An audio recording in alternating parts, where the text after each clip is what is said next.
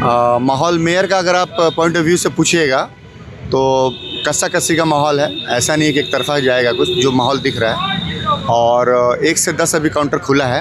बताइए क्या लगता है जुगसलाई में इस बार कौन दिख रहा है उभरता हुआ चेहरा के साथ? दोनों ही नारी शक्ति है और दमखम से दोनों ने चुनाव लड़ा है। क्या लगता है बैलेट पेपर से काउंटिंग हो रही है इस बार, ईवीएम से नहीं है, तो उसके कारण कुछ देरी हो रही है या सब कुछ? हाँ बताइए।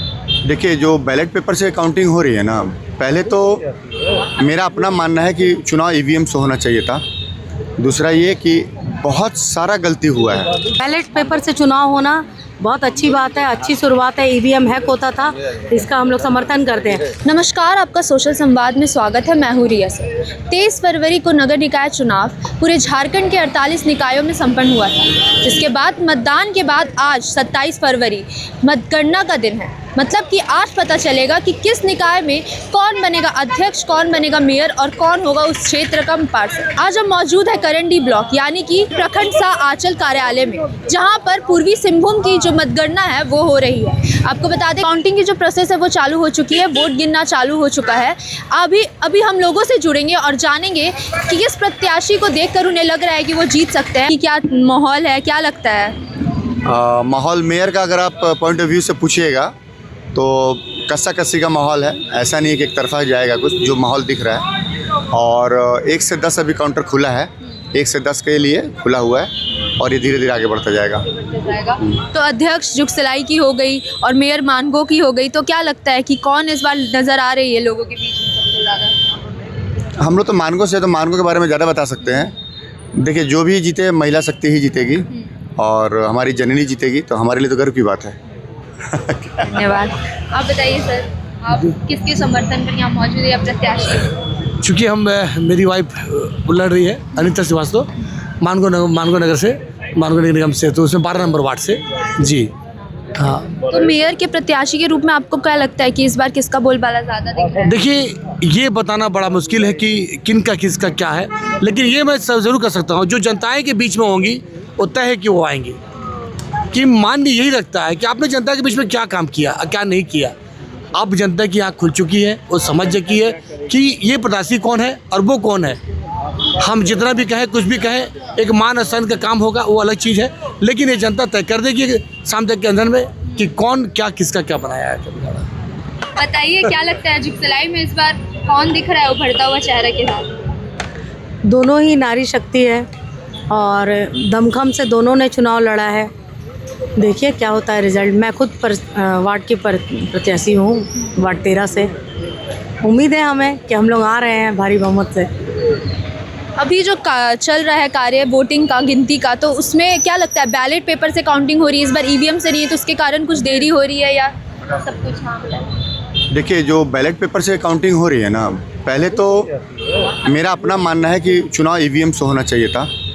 दूसरा ये कि बहुत सारा गलती हुआ है। अभी हम लोग जब देख रहे थे, 1 नंबर से 10 नंबर खुला है, पहला वाला जो खोला गया मतदाता पत्र, उसमें 5 मोहर है, 5 स्टाम्प लगाया गया, तो वो तो बेकार हो गया, वो तो रिजेक्ट हो गया। कि ना जाने कितना रिजेक्ट होगा इसमें। मेरा अपना अनुमान है कम से कम 20% जो है वो रिजल्ट ख़राब होगा। 20% होगा। जिला प्रशासन माने ना माने, लेकिन डीसी साहब को सोचना होगा।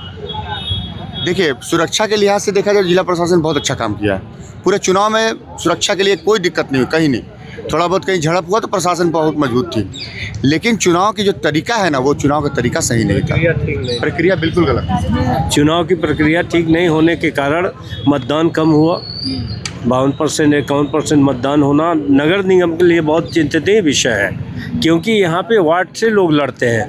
हर वार्ड का आदमी अपने लोगों को लेके जाता है, लेकिन आज स्थिति ये है कि 52% में हम लोग सिर्फ कहीं कहीं तो 42% वोटिंग हुई है। तो इस पर आपको सोचना पड़ेगा, प्रेस को भी इस पर आगे आकर के इस चीज़ को लेना पड़ेगा। बैलेट पेपर से चुनाव होना बहुत अच्छी बात है, अच्छी शुरुआत है। ईवीएम हैक होता था, इसका हम लोग समर्थन करते हैं, लेकिन बैलेट पेपर से चुनाव के पहले जिला प्रशासन को, निर्वाचन अधिकारियों को इसके बैलेट से चुनाव के लिए प्रॉपर जो है अवेयरनेस चलाना चाहिए था, जागरूकता होनी चाहिए थी, लोगों को, वोटर्स को जागरूक करना चाहिए था कि आपको बैलेट में इस तरह से चुनाव आपने इस चिन्ह पर देना है या उस पर देना है, बैलेट में आपका जो सिंबल है वो कहाँ लगेगा। इसकी जागरूकता की कमी की वजह से बैलेट पे चुनाव होके भी ये चुनाव जो है उस तरीके से रिजल्ट नहीं आएगा, वोट्स बर्बाद होंगे, इनवैलिड्स होंगे। अगर इसका जागरूकता होती तो इस तरह नहीं होता। देखिए, जो BLO जो मतदान पर्ची जो घर घर बांटते हैं ना, उसी के समय चाहिए था कि निर्वाचन आयोग ऐसा काम करता कि एक डमी बना लेता और घर घर उस डमी से एग्जाम्पल बताते वो लोग कि इस तरह से करना है आपको, इस तरह से एग्ज़ाम सारा चीज़, लेकिन ये सब नहीं हुआ। और दूसरा चीज़ ये है कि जैसे 2 कलर में होता था ना, एक पिंक कलर एक वाइट कलर, तो लोग क्या करते थे ना कि पिंक कलर वाला डाल दिया, वाइट कलर पॉकेट में लेकर वापस आ गए। कितने ही लोग ऐसा किए हैं। मतलब अच्छे से जागरूकता नहीं फैलाई, किसी तरह का कोई जागरूकता नहीं था प्रशासन को। देखिए, हाईकोर्ट के निर्देश से जल्दबाजी में चुनाव हुआ है, बिना तैयारी के हुआ है और उसका खामियाजा हम मतदाता भोग रहे हैं, ये सच्चाई है। चुनाव, अरे आप 2024 में विधानसभा का चुनाव हुआ, मानगो में 58% मतदान हुआ और ये नगर निगम का चुनाव है, जबकि आपका नगर निकाय में लोग पकड़ पकड़ के घर से लाते हैं अपने मतदाताओं को, अपने शुभचिंतकों को। और यहाँ चुनाव हमारे क्षेत्र में 42% चुनाव हुआ, जो कि 58% हुआ था। तो आप इससे सोचिए कि DC साहब प्रेस कॉन्फ्रेंस करते हैं, किसका पीठ खुद अपना पीठ खुद थपथपा रहे हैं। उनको सोचना चाहिए कि ये चुनाव उनके लिए सबसे गलत, मतलब जिला प्रशासन के तरफ से पूरा सबसे खराब चुनाव ये है। ये चुनाव कमी के कारण वोट की कमी भी हुई है, जागरूकता नहीं रही है।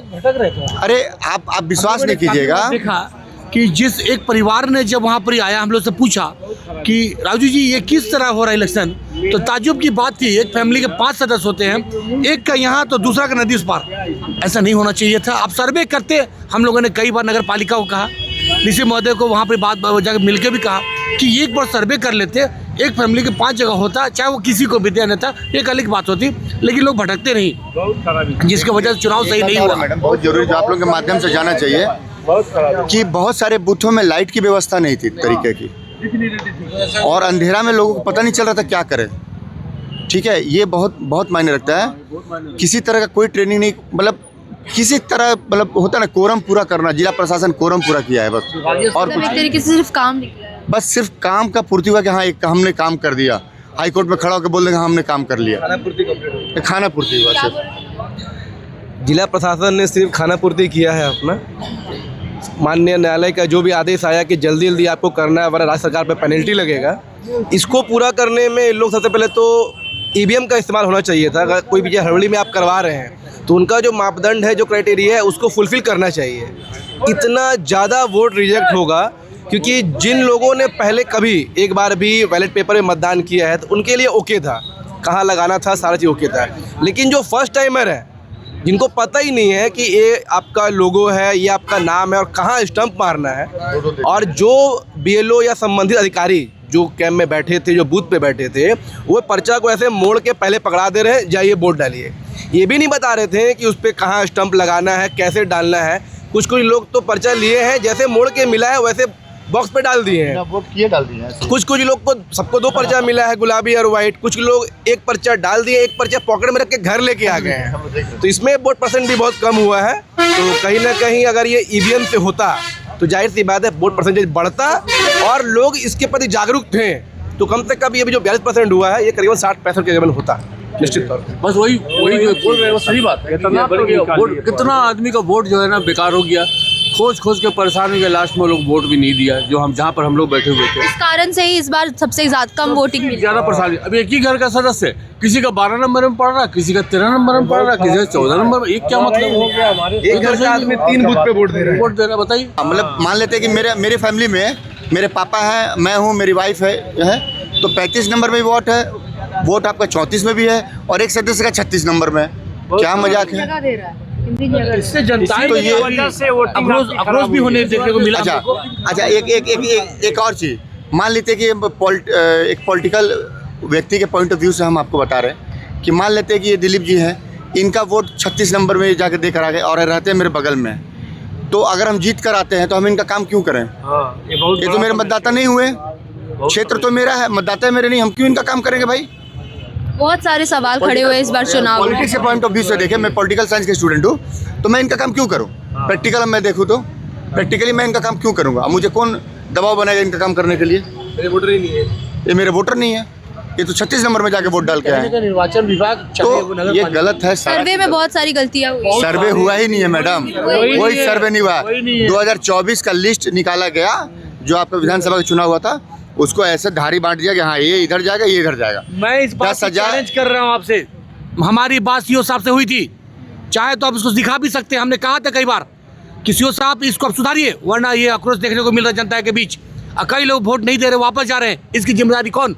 मतलब नहीं, हम लोग 24 से काट दिए, वहाँ से काट दिए, विधानसभा में काट दिए। विधानसभा में तो देखने नहीं मिला था, लोग ने हंसी खुशी से किया, देख के भी आया, इसका वजह से कम हुआ। एक कोई व्यक्ति उठ के हाईकोर्ट चला जाए ना, तो हालत खराब हो जाएगी सरकार की।